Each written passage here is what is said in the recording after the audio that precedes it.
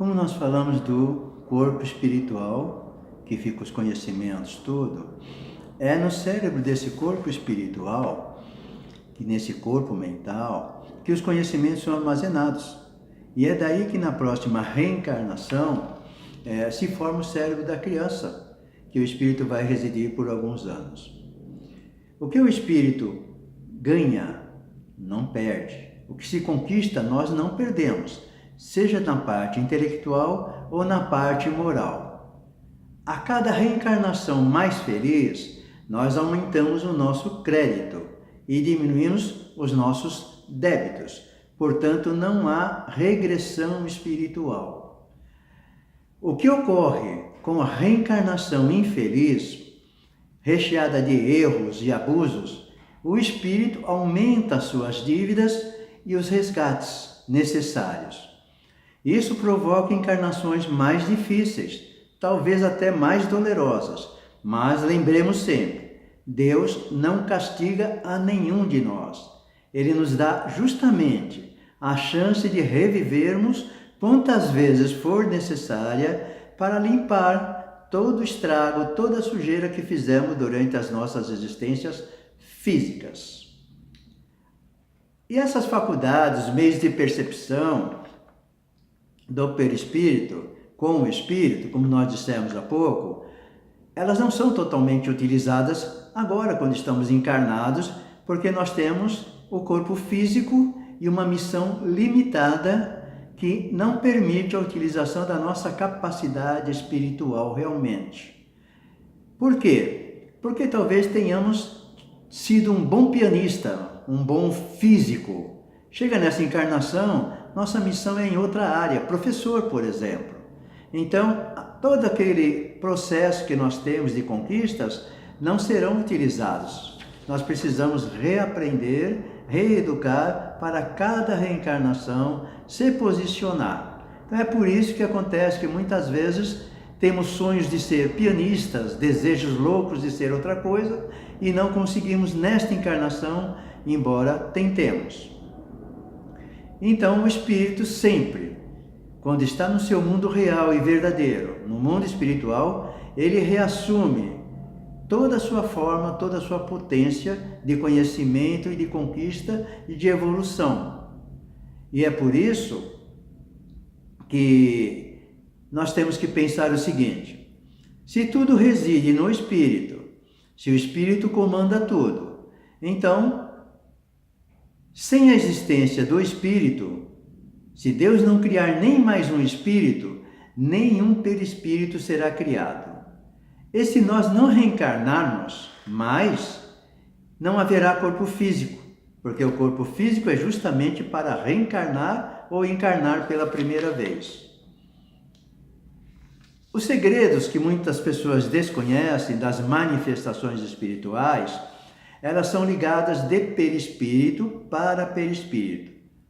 Ou seja, o perispírito do encarnado se liga com o perispírito do desencarnado e aí se faz a sintonia, a harmonia para esse relacionamento.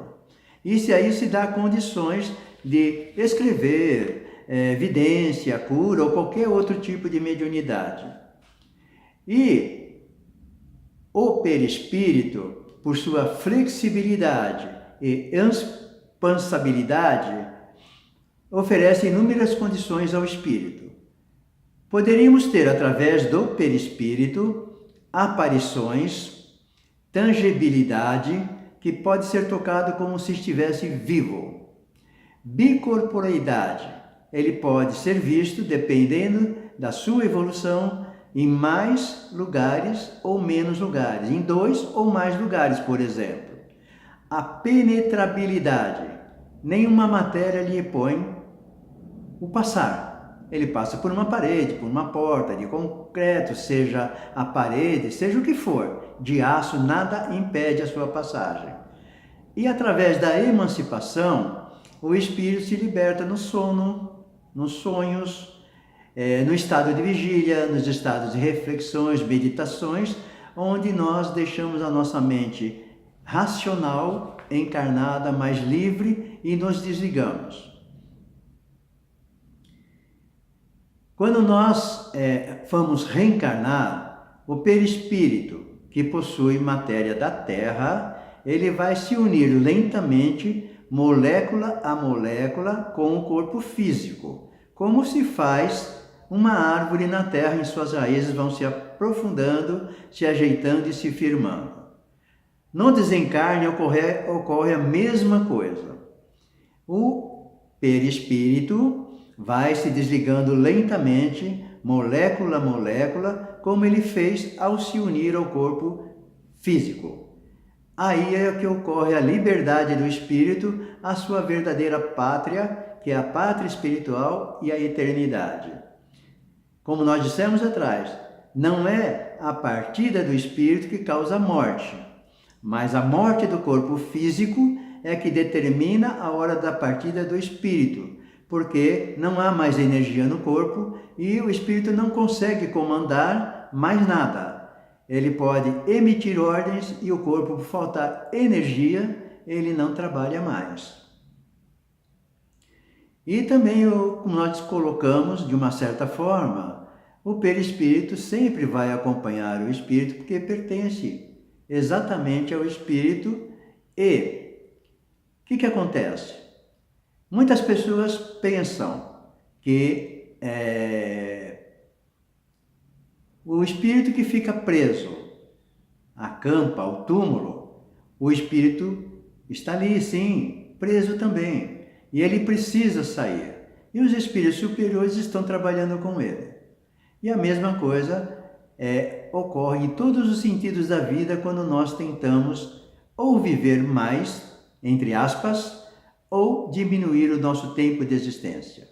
Há mais sofrimentos, há mais dores e violações ao nosso perispírito, que vai sofrer as consequências disso, como também o nosso espírito propriamente dito, podendo ficar alienado mentalmente de muitas coisas por ser afetado por essas ocorrências desastrosas que, por infelicidade, cometemos durante a nossa existência. Suicídio, por exemplo, ou qualquer coisa que nós façamos. E nós temos que pensar que o espírito sempre estará ligado à vida espiritual, trabalhando no mundo espiritual quando tiver condições, e a vida material quando estiver reencarnado. Então nós temos que pensar que a cada encarnação nós vamos tirar material de algum lugar, material intelectual, moral, que dissemos, o espírito não perde, jamais perde essa conquista já efetivada realmente.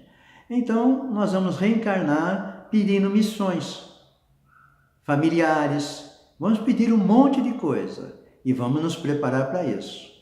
Então é por isso que muitas vezes, quando estamos encarnados, nós dizemos erradamente, eu não pedi isso. Nós pedimos sim. Só que muitas vezes, ao reencarnar, nós nos desviamos. Viemos para casar com uma pessoa, para dar um exemplo, a fim de fazer as missões. De repente, o dinheiro, a beleza física nos levou a outro compromisso. Então, esse desvio ocorreu. Se uma parte que ficou correta naquilo que se propôs, vai conseguir realizar a sua parte. Um pouco deficiente, porque em equipe tudo se faz melhor, um ajuda o outro, dá apoio. E nós precisamos pensar que tudo na vida gira em torno de conquistas. Nada se faz sem conquistar alguma coisa.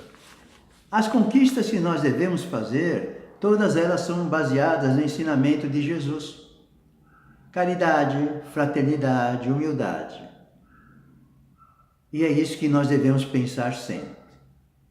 E todos nós somos médiuns, todos nós somos médiuns, de verdade, porém em graus diferentes. Nem todos os médiuns são espíritas. Os médiuns estão trabalhando em todas as religiões, seitas, crenças, em todos os lugares, Por isso é que nós precisamos ter condições de saber aonde nós nos sentimos bem, em que religião seja que for, para trabalhar aquilo que nós prometemos. E nós precisamos estar com muita atenção nisso, fazendo o melhor possível e com o maior prazer de servir a Deus.